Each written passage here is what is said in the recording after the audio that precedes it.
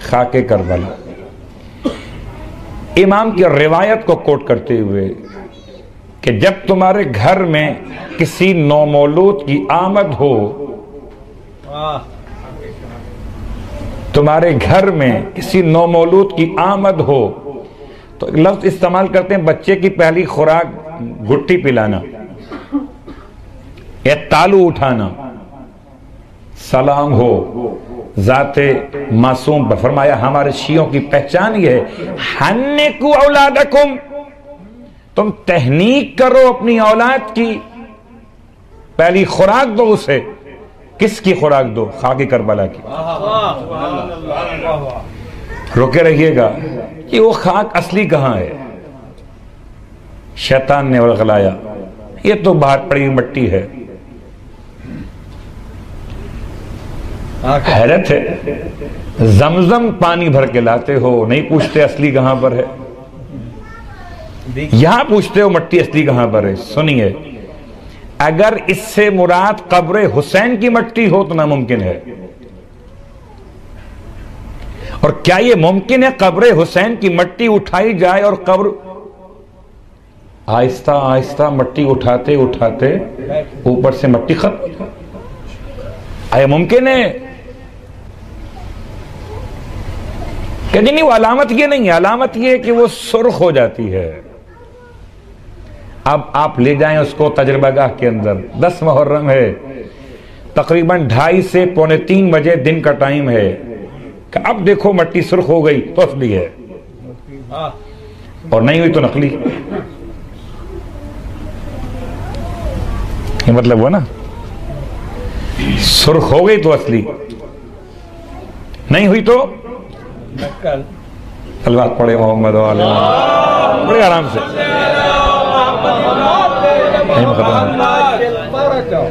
بات بہت طولانی ہو گئی، بات سمیٹ لیتا ہوں۔ مٹی کا سرخ ہو جانا اس کے اصلی یا نقلی ہونے کی علامت نہیں ہے، مٹی کا سرخ ہو جانا اس بات کی علامت ہے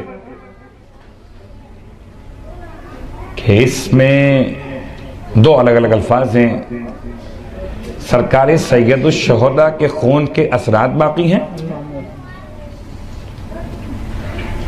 یا یہ مٹی امام کی قبر سے اتنا قریب سے اٹھائی گئی ہے کہ قربت کی بنیاد پر وہ 40 دن تک جو آسمان سے خون برسا، یہ اتنا قریب ہے قبر حسین علیہ السلام سے مٹی کے اس قربت کی بنا پر اس میں اثرات ہیں کہ یہ وقت شہادت سرخ ہو جاتی ہے۔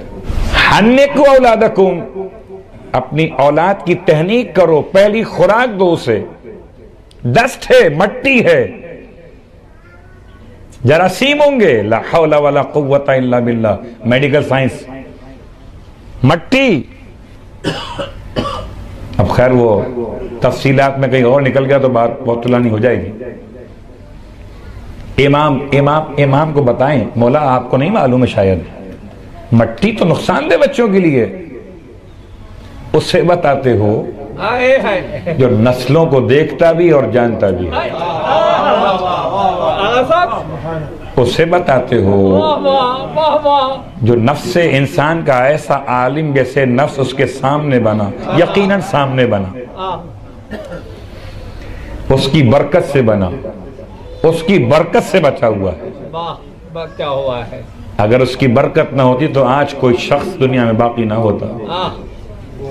جو آپ پڑھ رہے تھے نا قبلہ ڈاکٹر صاحب کہ ہٹ جائیں گر امام زماں درمیان سے، لاکھوں بلائیں ٹوٹ پڑیں آسمان سے، تو بلا ہے مٹی میں بھی، بلا ہے پانی میں بھی، اگر معرفت امام نہ ہو۔ اور اگر معرفت امام ہے تو خاک نہیں ہے، خاک شفا ہے۔ عجیب جملہ ہے، میں حیران ہوں۔ خاک دوا کہہ دیجئے کہ نہیں، دوا نہیں ہے۔ کیوں دوا نہیں ہے؟ اس لیے کہ دوا ہر مرض کی الگ الگ ہوتی ہے۔ سر میں تک درد ہو تو آپ گھٹنے کے درد کی دوا استعمال نہیں کر سکتے، کہ دونوں کا مقام الگ ہے، دونوں کے تقاضے الگ ہیں۔ اگر BP ہائی ہو جائے تو شوگر کی ٹیبلٹ آپ یوز نہیں کر سکتے، مرضی الگ الگ ہیں۔ اور پھر دوا استعمال کرتے ہیں جب کورس پورا ہو جائے، تب کہیں جا کر معلوم ہوتا ہے کہ فائدہ ہو رہا ہے یا نہیں ہو رہا۔ تیسرا جملہ، اللہ کے رسول کی روایت 1400 سال پہلے ارشاد فرمایا کوئی دوا ایسی نہیں، ڈاکٹر صاحب کوئی دوا ایسی نہیں ہے جو کسی نئی بیماری کو جنم نہ دیتی ہو۔ اب یا تو پیغمبر نے ویسے ہی فرما دیا ہوگا، جو اڑتے پرندوں کے وجود میں حلال کو جانتا ہے، حرام کو پہچانتا ہے، جو پانی کی گہرائیوں میں حلال مچھلیوں کو بیان کرنے والا ہے، جو جس میں حیوان حلال میں کتنے اعضائے بدن حلال ہیں اور کتنے حرام ہیں، اس کو جانتا ہو، اس مصطفیٰ کا فرمان ہے صلی اللہ علیہ وآلہ وسلم۔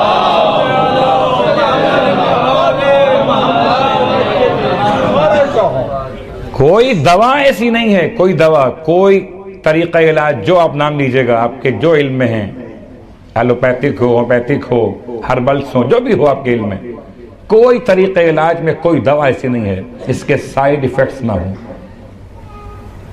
آج کی زبان نبی کہتے ہیں، اس لیے معصوم نے خاک کربلا کو خاک دوا نہیں کہا، خاک شفا کہا، کہ مرض میں اور دوا میں شفا کچھ دور رہتی ہے، کہ پہلے دوا ہو پھر وہ نظر کرم کرے شفا ہو جائے۔ یہاں دوا نہیں ہے، شفا ہے۔ اس کا مطلب ہے اب روایت معصوم کی کہ کیا اول دوا کے طور پر شفا کے نام سے خاک شفا دینی چاہیے؟ فَبَدَأً، امام فرماتے ہیں کہ جب تم کسی مریض کو خاک شفا دو تو تمام دوائیاں شروع کرنے سے پہلے، ایک روایت بھی ہے، لیکن بعض علماء نے اس کو تاکید کو محدود نہیں کیا ہے کہ آپ دوائیاں استعمال۔ مسئلہ کیا ہوتا ہے، ہم جب سب سے ہار جاتے ہیں کہ اچھا بھائی یہ دوا بھی سوٹ نہیں کرتی، اس سے فائدہ نہیں ہوتا، تو وہی حال ہوتا ہے جب کچھ نہ کر سکے۔ جملہ کہو بسم اللہ، یہ سب سے آخر میں کیا مطلب ہے؟ چلو اب اس کو بھی صلوات پڑھے محمد والے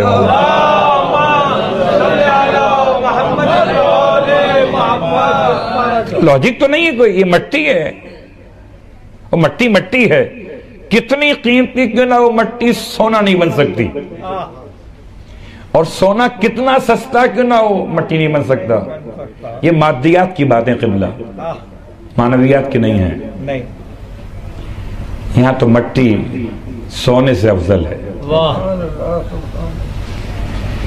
جو سونا اور چاندی بناتی تھی فضہ، اس سے پوچھئے کہ خاک کربلا کیا ہے؟ تو خاک کربلا کے استعمال کے مقامات میں پہلا مقام، آپ داہنے کان میں اذان کہیے، بائیں کان میں اقامت کہیے، اذان و اقامت سنا کے بنائیے نمازی، اور کربلا کی خاک چٹا کر بنائیے غازی، کہ بچپن سے نمازی بھی ہو جائے اور غازی بھی ہو جائے۔ یہ دونوں باتیں آپس میں بہت میچ کرتی ہیں۔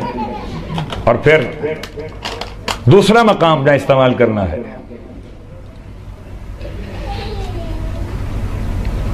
ایک شخص نے امام کی بارگاہ میں سوال کیا تھا، مولا مجھے حکومت کے مظالم سے بہت خوف ہے، کیا خاک کربلا امن کی علامت بن سکتی ہے؟ کیا میں اگر اپنے ساتھ حاکم ظلم و جور کے دربار میں اس کے سامنے جاؤں یا اس کے معاملات سے میرا گزر ہو تو میری تحفظ کی علامت کیا ہوگی؟ فرمایا بے شک، اس میں کوئی شک نہیں کہ علامت امن ہے خاک کربلا، اپنے ساتھ رکھ لو تو میں کوئی شر باطل کا نقصان نہیں پہنچا سکتا۔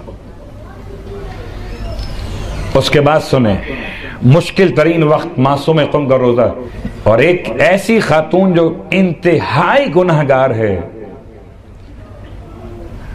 کے گناہوں کو بیان کرنا مقصود نہیں ہے، لیکن واقعہ سمجھانا مقصود ہے۔ انتہائی گناہگار ہے، اور اس نے اپنے نجس ہاتھوں سے، کہہ لیجئے نجس ہاتھوں سے اس نے معصومہ قوم کی جالی کو پکڑ لیا، تھام لیا، اور خدا نے کچھ دکھانا مقصود تھا عبرت کے لیے۔ اس کے ہاتھ وہاں پر ایسے آ کر رک گئے جیسے چپک کے رہ گئے ہوں۔ ایک شور مچ گیا، خواتین سے بات باہر مردوں میں آئی ہے، بڑی دعائیں، دعائے توسل، زیارت کا ورد، دعا زیارت عاشورہ اعلان کہ بی بی رحم کریں اس پر، یہ خاتون نے کیا ایسا کیا ہے۔ آخر یہ بات آغائے بہجت تک پہنچائی گئی۔ آپ سے پوچھا گیا آپ بتائیے کیا کریں؟ فرمایا تھوڑی سی خاک کربلا لو، پانی میں ملاؤ اور ملا کر اس کے ہاتھوں پہ ڈال دو،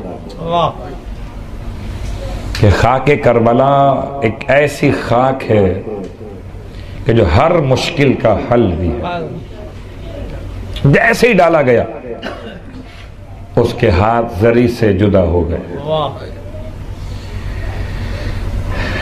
اب چونکہ بات جب اس حد تک آ پہنچی ہے تو میں اس کو آسان کرتے ہوئے مکمل کر لوں، آج کی حد تک باقی بات انشاءاللہ کر لوں گی۔ سوچ کے تو آیا تھا کہ آج گواہی کی بات کو لا کر فراغ تک پہنچاؤں گا، لیکن بہرحال وقت ختم ہو رہا ہے۔ خاک کربلا کن مقامات پہ استعمال کرنی چاہیے؟ پہلا مقام پیدائش کے وقت میں، دوسرا مقام جب مشکلات ہوں، کسی دشمن سے مقابلہ ہو، تیسرا مقام جب کبھی انسان سفر کے لیے آمادہ ہو۔ ہمارے مدرسے کے نگران تھے، شہید کر دیے گئے، وہ کہتے تھے کہ جب کبھی گھر سے نکلو تو صرف دو جملے کہو، السلام علیکہ یا ابا عبداللہ، السلام علیکہ یا ابن رسول اللہ۔ بہت غور کیجئے گا، جب کبھی گھر سے نکلو، ان دو جملوں کی برکت یہ ہوگی کہ یا تو تم سلامتی کے ساتھ واپس آ جاؤ گے، اور اگر موت لکھ دی گئی ہے تو شہادت تمہیں نصیب ہوگی۔ میں سوچتا ہوں کہ اگر سفر مادی ہو، سفر مادی ہو، گھر سے باہر جانا ہو، السلام علیکم یا ابا عبداللہ، کبھی آئیے روحانیت کی منزل پر جب سفر معراج ہو، مصلی پر کھڑے ہوں اور تکبیرۃ الاحرام سے پہلے ایک بار کہیے السلام علیکم یا ابا عبداللہ۔ تکبیرۃ الاحرام سے پہلے کہیے ایک مرتبہ السلام علیکم یا ابا عبداللہ، کے سفر پہ جا رہے ہیں۔ اور اس سے عظیم سفر اور کیا ہوگا کہ معراج تک جانا۔ صلوات پڑھیں محمد علیہ۔